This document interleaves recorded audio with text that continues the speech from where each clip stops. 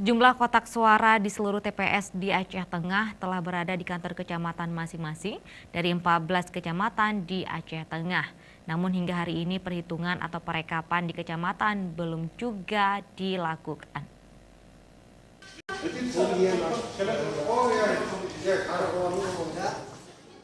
Meskipun seluruh kotak suara hasil pemilu 2019 dari TPS masing-masing desa telah dikembalikan ke kecamatan, namun hingga Jumat sore belum dilakukan perhitungan ataupun perekapan di tingkat kecamatan.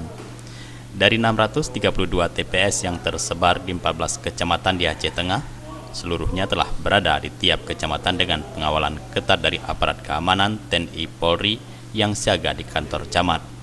Perhitungan ini direncanakan baru akan dilakukan di kecamatan pada hari Sabtu, di mana PPK di setiap kecamatan masih menunggu arahan dari KIP untuk melakukan perekapan di kecamatan, seperti halnya di Kecamatan Bebesan, yang merupakan dengan jumlah DPT terbanyak di Aceh Tengah, terdapat 107 TPS dari 28 desa.